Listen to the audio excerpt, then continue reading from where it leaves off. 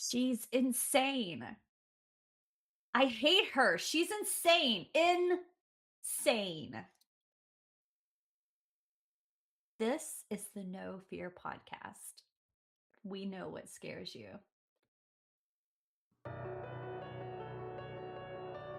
I'm Mel, And I'm Lisa.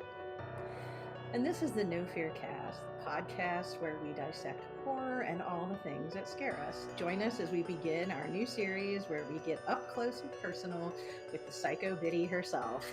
We're talking Hagsploitation. All right. As Mel let you know in that opening, we are jumping off into a new episode series where we are exploring the films that are known as hagsploitation. We'll talk about a little bit the naming of that term, the certain film that wears the moniker.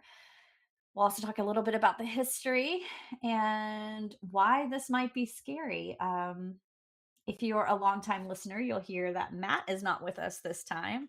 We definitely miss him. Sometimes it's just hard to get all of our schedules to line up. So we definitely miss him, but he will be back.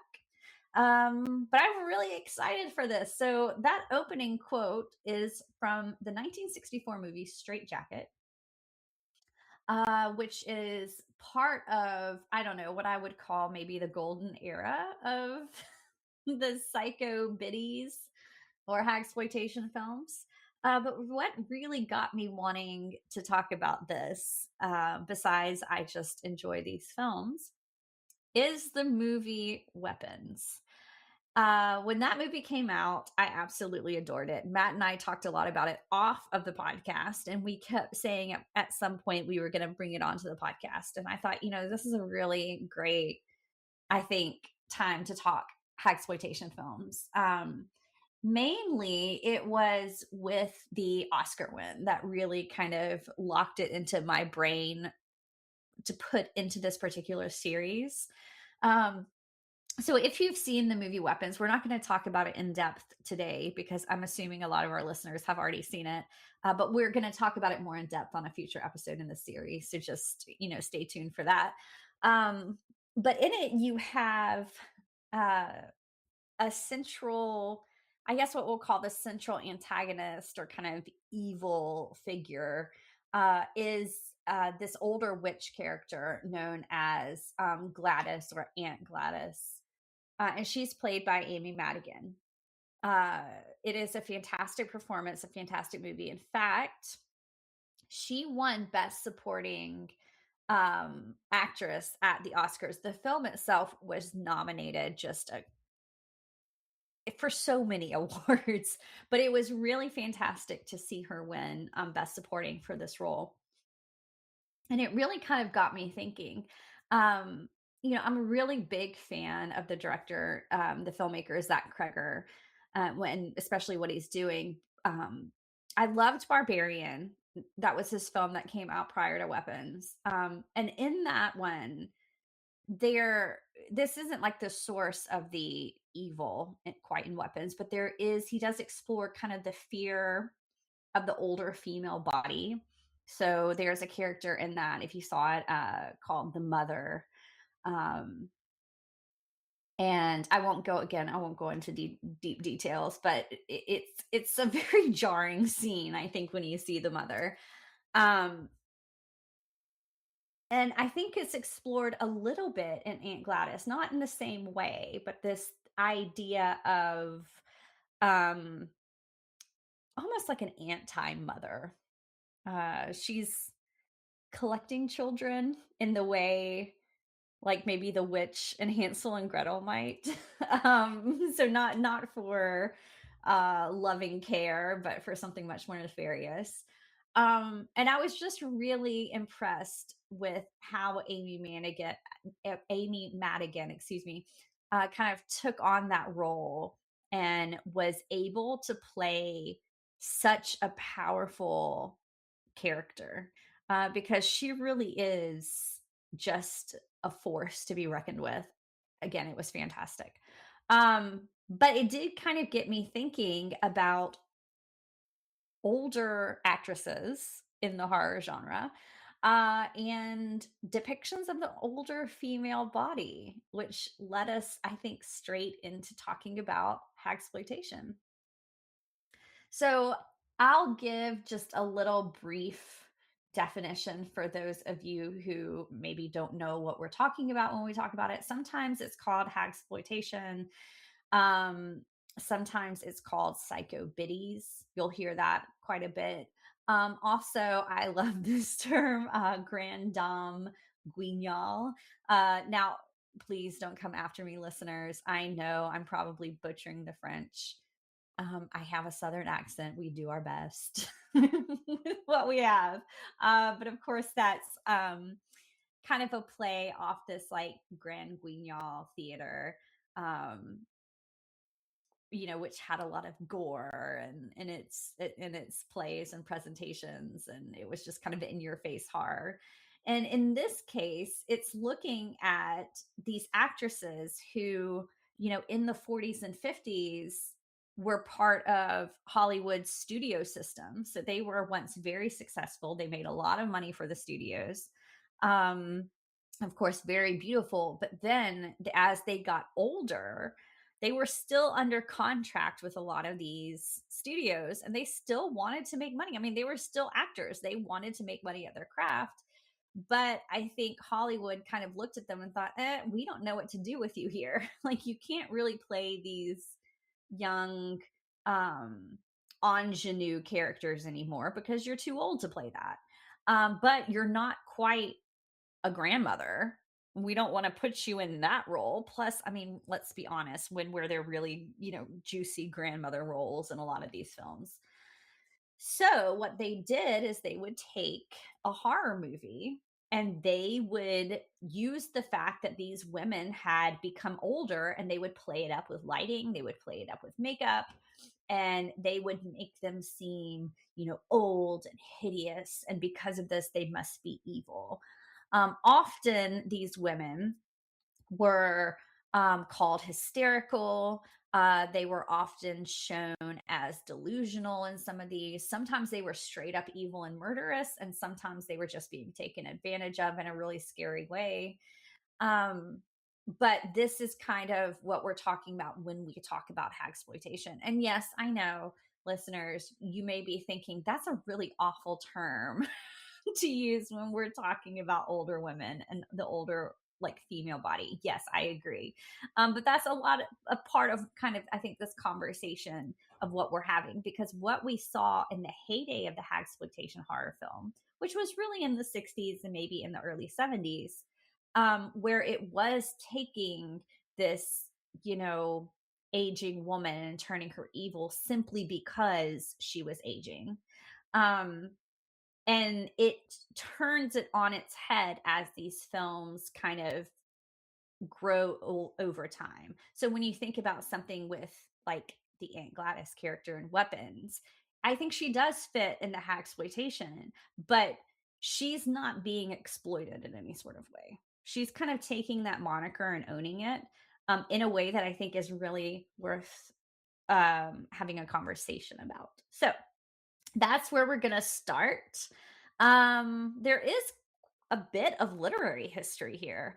And Mel, I know we had kind of talked about this a little bit.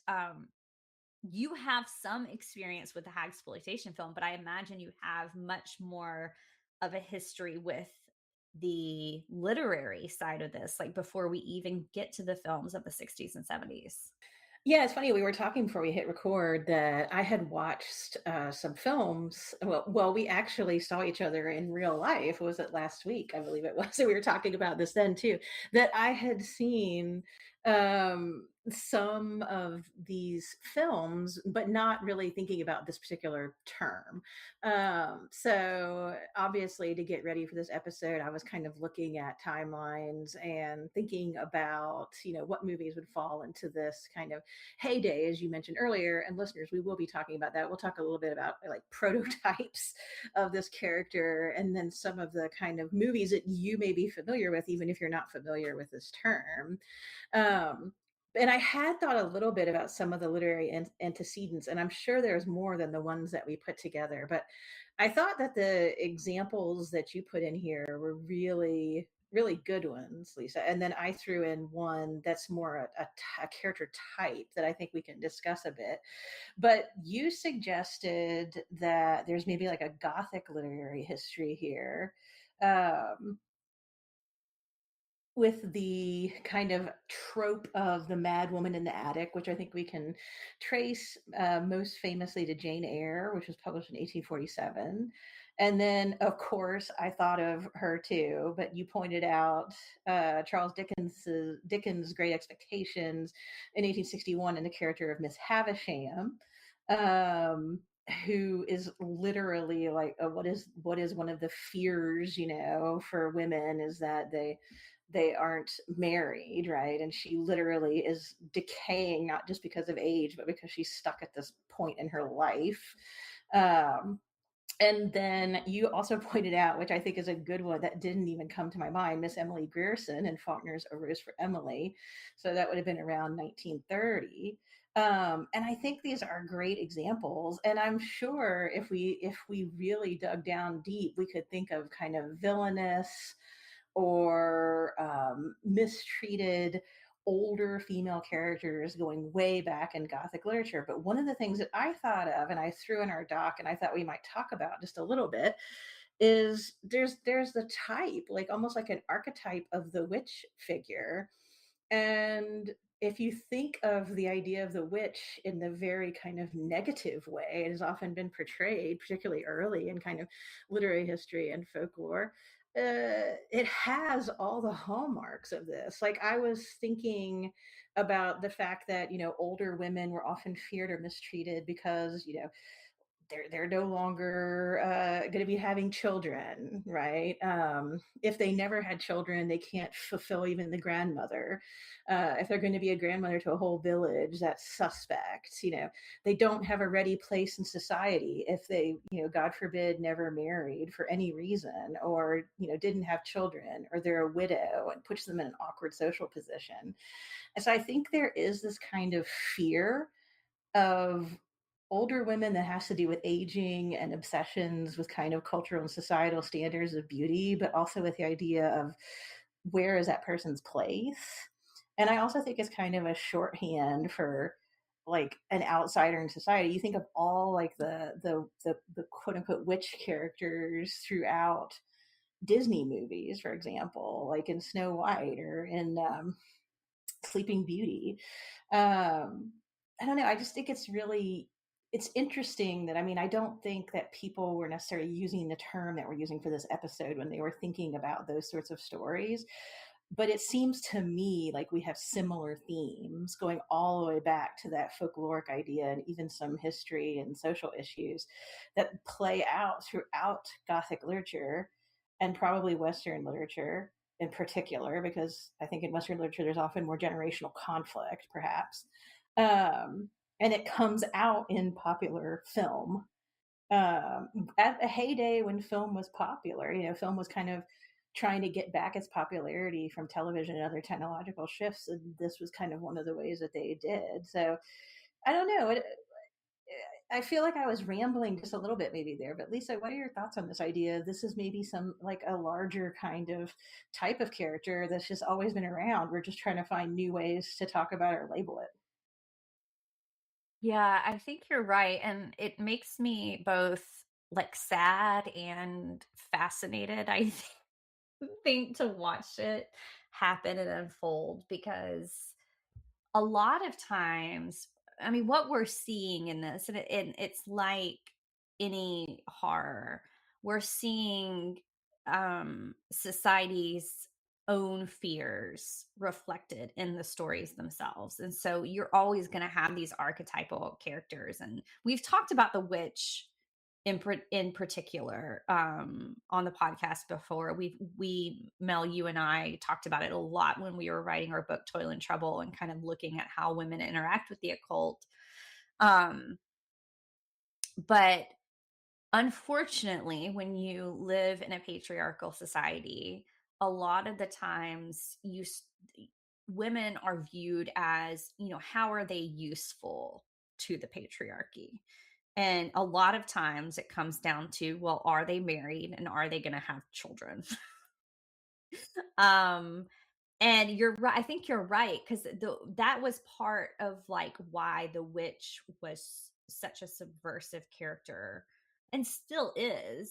But for so long, and why it was presented as evil was, well, if she's an older woman out living by herself who never got married and never had kids and can support herself without a man and can support herself without participating in the patriarchal structure that we're working to uphold, not we, but you know what I'm saying, society is working to uphold, um then she's dangerous. You get that dangerous label. And I think when you look at this, especially, it really kind of stands out. I think Dickens' Miss Havisham and Faulkner's Emily Grierson both stand out to me for being not only the older woman who never married and never had kids, but who is the older bride, like you said, stuck in that. Both of them are stuck in that bridal role to the point that it's something of horror. Right? They are both in their own ways surrounded by decay, right? I mean, Miss Havisham has cut herself off from society to the point that, she hasn't touched any of her wedding, her setup, her wedding feast, none of that. And it's just now, you know, you imagine like moldy food and dust everywhere and a place that nobody else wants to be. And she's literally stuck in time. In the same way, Miss Emily is too. It's just that Faulkner takes it like one step further, and she's like preserved the marital bed that she never got to, I guess, enjoy. Or maybe she is enjoying it now. It's just her lover is now dead and deceased and a skeleton next to her. But you do have that, like, I don't know, this image of there's nothing more sad and there's also nothing more grotesque. I think that's where the gothic comes in a lot. And there's nothing more um dangerous than a woman who doesn't go down that road. Which I do think is that's a very gothic idea.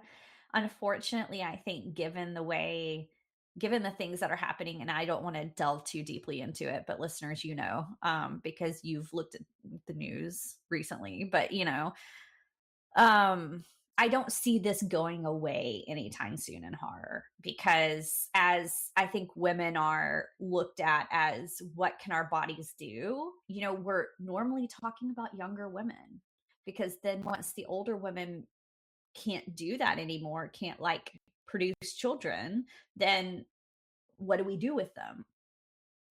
And I think that's what this particular genre is exploring. So One it's always been there. one thing I just wanted to point out about the Emily Grierson character, and it has been a minute since I read A Rose for Emily, but you have like the actual like judgment of an ostracization of her is in the text itself, with the community telling the story and acting like her life has been kind of strange, but they're just kind of accepting her in their way. I like the idea of the use of the word grotesque. And you also have like her life was controlled most likely through violence by her father. So, I mean, all her life choices were thwarted and controlled by larger forces. Not to excuse the choices that she does make per se, right? I mean, it's a person reacting to a situation they're in, and we see at every level, from father to town to like surrounding community, her kind of being looked at through this microscope and being observed and not seen as a full person. Well, and I'll take it one level more than that. I mean, yes, you're absolutely right. She was ostracized. She really, yes, she had no choice but to live. And I think that's part of, and I do want to point out that like both of these examples that we're using right now were written by men. um and you're seeing the, oh well, it's not that they made the choice, like they're not considered witches, which is I think why this term hag is such an interesting term that the film community has kind of adopted to talk about these characters, because it's not quite a witch. Like a hag, yes, we can use that interchangeably sometimes with the witch character, but it is also something different because a lot of these, they didn't have power. Witches are powerful. They can do things, right? Um these women didn't have that. They were kind of in a prison from the time they were born. And because things didn't work out for them, they tried to do the right thing, the quote unquote right thing. They tried to do what they were told and get married, and it didn't work out. And then now they're ostracized through no fault of their own. And I kind of, again, to take that a step further. So, listeners, Mel and I, when we met, it was way back in grad school, and it was in Oxford, Mississippi, um, where the shadow of Faulkner is still very large. Um, but it's still, I remember driving through Oxford when I first moved there, and people will point out and say, "That's Miss Emily's house," like from A Rose from Emily, like that's the woman he based it on. And so she's still kind of this character that people are still kind of ostracizing and talking about, which is really unsettling. I think out of all his characters, that's the one that they're like, that's the Rose for Emily house. That's the woman who lived there, who Faulkner was looking at when he wrote that. Um, I don't know. It's a very uncomfortable, I think, thing. But let's talk a little bit before we start running out of time on this. Let's start talking about the films, because that's really what we're here to talk about, is how this character, this archetype in literature, became this hagsploitation. Okay. So probably the first film, I think there may have been some earlier, but the first film that a lot of people kind of pinpoint this was the start of hagsploitation or psychobiddy films is Whatever Happened to Baby Jane. I think it's still probably one of the most watched ones too, I would argue. That came out in 1962. And so here we have two once famous ingenues who have become psychobiddies. You have Betty Davis and Joan Crawford. Betty Davis plays an aging child star. Joan Crawford is her sister. And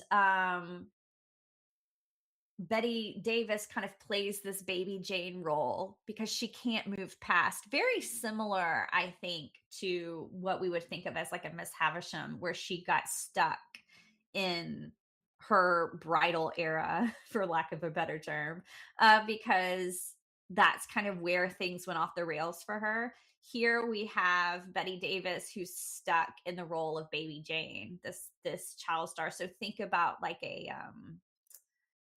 Shirley Temple character, that's who baby Jane was. So she constantly walks around in little dresses and has her hair curled and in pigtails. And I think the makeup there that followed in the films kind of stuck, because let's face it, a lot of these women who played these roles were not what I would consider old. Maybe it's because I'm inching ever so close to their age. But that's not what we would consider old. I'm using uh air quotes here. But the makeup that was put on them, the clothes that was put on them, was to play up that grotesque element. Um So you have the older woman trying to play younger. So there's a fear there, I think, that's being explored. But then there's also, I think just the leading into the, oh, we're going to really play up every wrinkle they have. We're going to make them, make their makeup look really terrible on their face. And I think a lot of this came from the look of Baby Jane. Um, so that's something that's really explored here. A few other, I think, samplings of the films that stood out to me. There was, you pointed out, Mel, an earlier one, Sunset Boulevard with Gloria Swanson. And there you have kind of the loss of a career. So I think, you know, obviously Sunset Boulevard is going to be one of the earlier ones. Straight Jacket, 1964, Lady in a Cage, Dead Ringer, Hush Hush, Sweet Charlotte, Die Die, My Darling. One thing I noticed is that a lot of these films really lean into um babyish language. Um like Die Die, My Darling, Hush Hush, Sweet Charlotte, like something you would say to a child. Or even like kind of cutesy, like Whoever Slew Auntie Roo in 1972. Um, but these are just some of the samples. I'm curious, Mel. You mentioned that you've watched Straight Jacket. That was made by William Castle. Robert Bloch, who wrote Psycho, was the writer on Straight Jacket, which I think is notable. He must have had kind of like Zach Kruger had a thing for this like hag character too, because there's a lot of, what we could argue hag exploitation going on in Psycho, even though the mother is both kind of the villain but also a victim in that. um but I don't know, I'm really curious to hear your experience with some of these films. Yeah, I mean, as you mentioned, I did throw the prototype Sunset Boulevard in there. And the article that I read about it was saying that Gloria Swanson was 51 in that movie, which is kind of wild when you think about it. But I think that one is interesting because it's really, like you started to get into, taking on almost a literal original definition of what we were talking about. This idea of Hollywood having these stereotypical ideas of older actresses not being able to fulfill the specific roles that they wanted. And in that movie, you have an actress who is being portrayed as being kind of delusional and fearful of the loss of her career because of her age, and coming up against all these sorts of like definitions of what she should look like or what maybe she should be in. And of course, it has extremely, disturbing and violent kind of ends to it, but it literally kind of takes on that idea of an older actress who is like aging out of these roles, and it kind of almost anticipates in some ways the next step, which would be the creation. And again, like, Betty Davis and Whatever Happened to Baby Jane is an aging child star. So even the actual kind of the problem, I guess, in some ways, or the vacuum of parts that push this to happen is in the movies themselves, which I think is interesting, especially since we just got off of talking about films, a series talking about films in films and films and books and films and that sort of thing. Um, as I told you when we were chatting about this, I am familiar with Whatever Happened to Baby Jane, and I kind of almost feel like I've watched it because I've seen so many scenes from it, but I don't think I've ever sat down and watched it from beginning to end. Um, so that's something that I want to rectify now that we've been talking about this. But I have seen Hush Hush, Sweet Charlotte. Um, there was a part of it that scared me when I was a small child, but I watched it again later in my life. And that one, like Straight Jacket, I believe has a character who has been accused of a crime. And one, I think it might be an unsolved mystery if I'm remembering correctly, and the other, Straight Jacket, she ends up institutionalized, and it ends up that they're innocent. But there is that kind of idea of the aging character as vulnerable, and yet that is scary at the same time, and painting that character as a villain from the beginning, even to twist it, like, shows how easy it is to put that character in a position to be that way. I'm not familiar with Lady in a Cage. That was one that I don't even think I'd ever heard of until I was looking at lists of these films, and I'm kind of intrigued by it, and I might check it out at some point. Um, and I had heard of a couple of these others and not watched them. So I'm interested in. I know we talked about checking out some of the kind of movies that were the basis during this 1960s explosion of films for the series, and I'm looking forward to checking more of these out and kind of looking at how they compare to each other. But there's definitely, if you look at lists, I mean, this is a theme all the way up to, like you said, Mommy Dearest, which, you see Joan Crawford's name all over this list, really, which is also fascinating that certain actresses kind of that became in a way like a bread and butter for them. Yeah, I think when you look at what's happening in the kind of heyday of the 60s and 70s, yeah, because you're right, you see a lot of the same names. Joan Crawford is in a lot. Betty Davis is in a lot. In fact, she plays twins in Dead Ringer, so she she gets double the thing. Double the billing. Olivia de Havilland, she's the lady who's stuck in a cage. Listeners, that movie is about a woman who gets an older woman who gets stuck in one of those like eh, one of those old fashioned elevators that's like a cage that goes, so it's like open but it's a cage, and she gets stuck in it and can't get out. And I mean, that could be movie enough, is just her kind of stuck in this.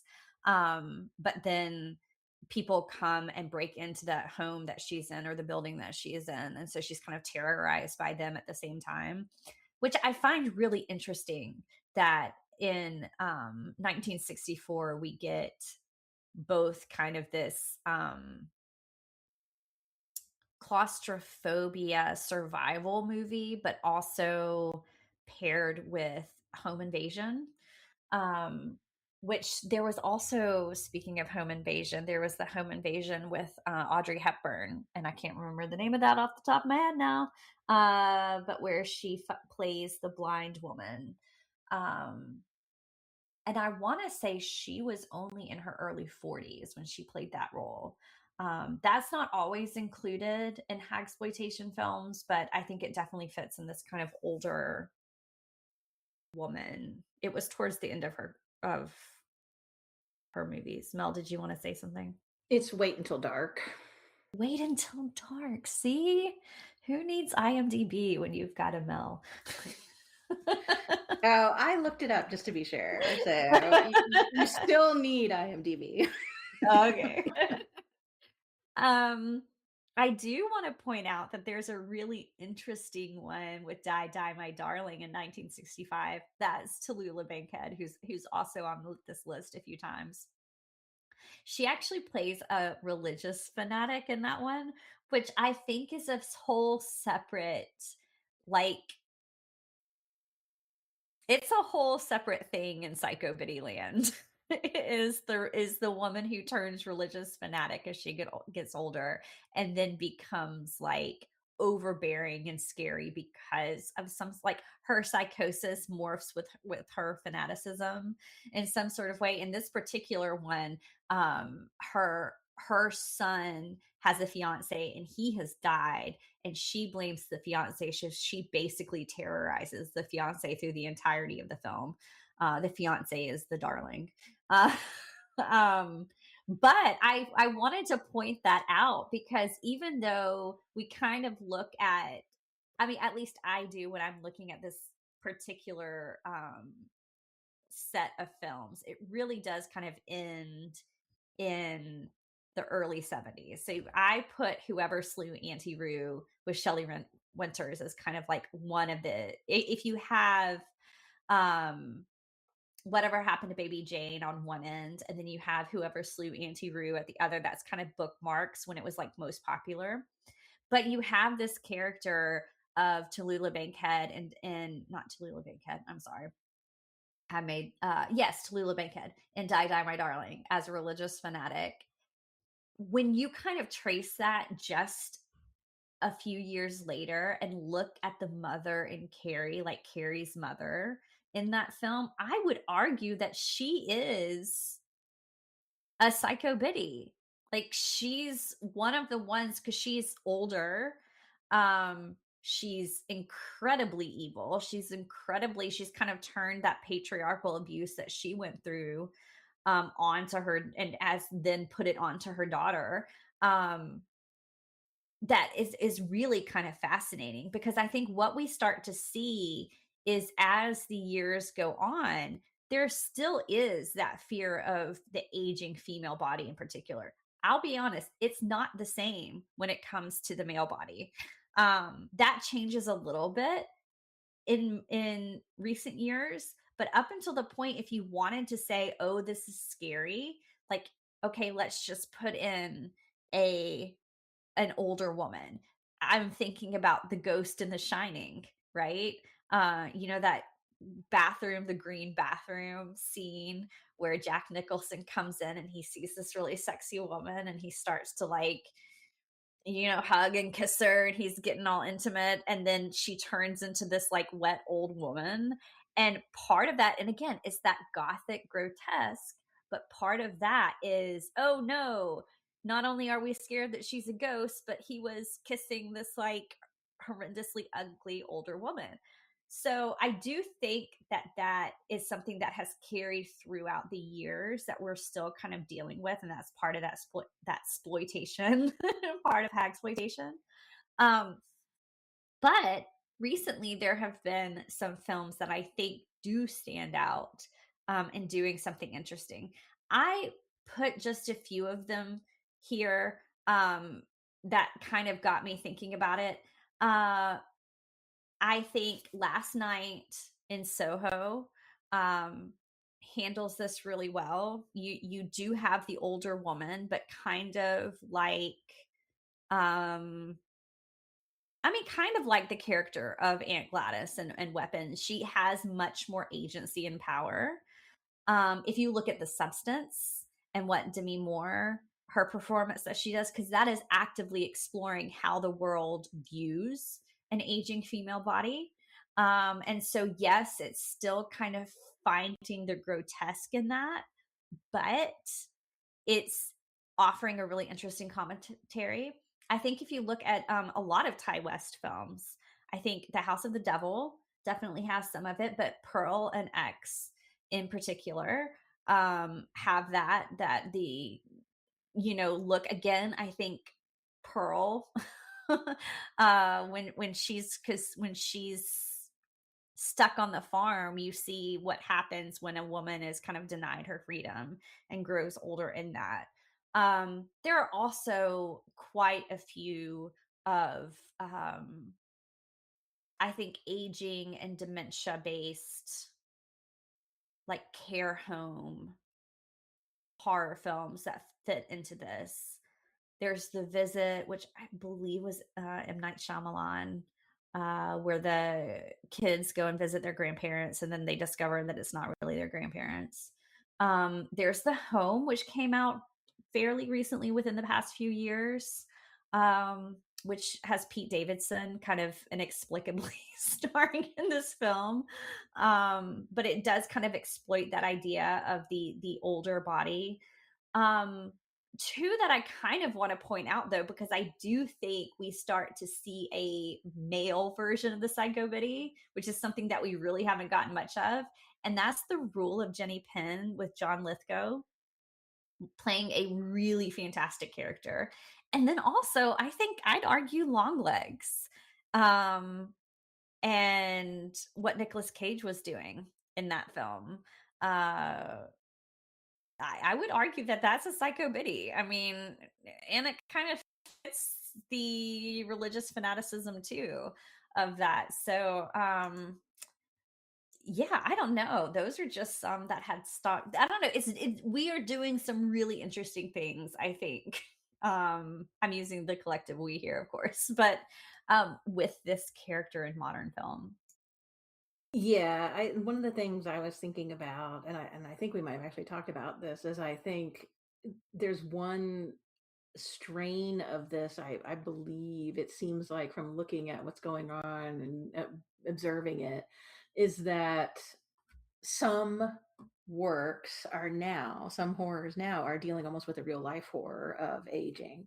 We were talking a little bit earlier about what's to fear, and we were talking about, the idea of the fear of being older and losing one's beauty and being ostracized and not being able to pursue one's job because of these kind of stringent prescriptions for how you should be, and the fear of the aging body, like coming toward death and decay and things like that. And these are all like the problematic things, that we were talking about at the very beginning about the term.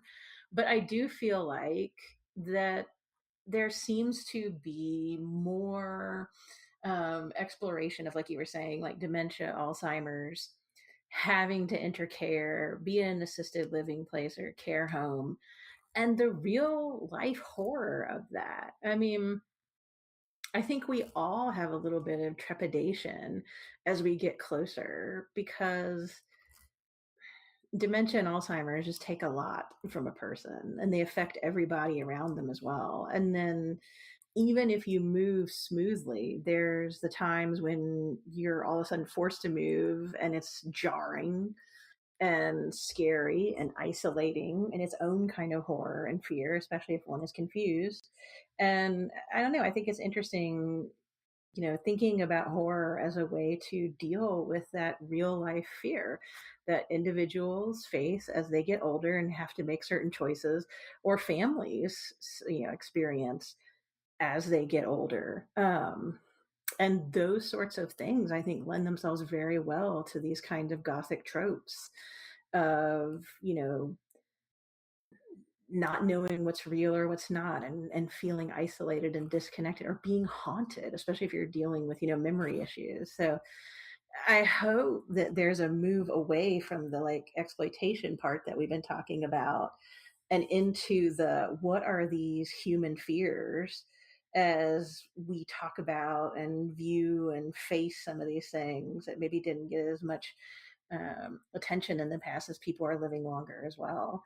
So I don't know. I think that's an interesting way of looking at it, is that maybe there's a development toward, looking at what it's like to just experience these things, as opposed to saying, look at this person who is supposed to terrify us with their kind of deteriorating life and lack of agency. I think in a way it'd be nicer to see kind of more humanizing looks at it, and the things that we just got to face as humans, unfortunately.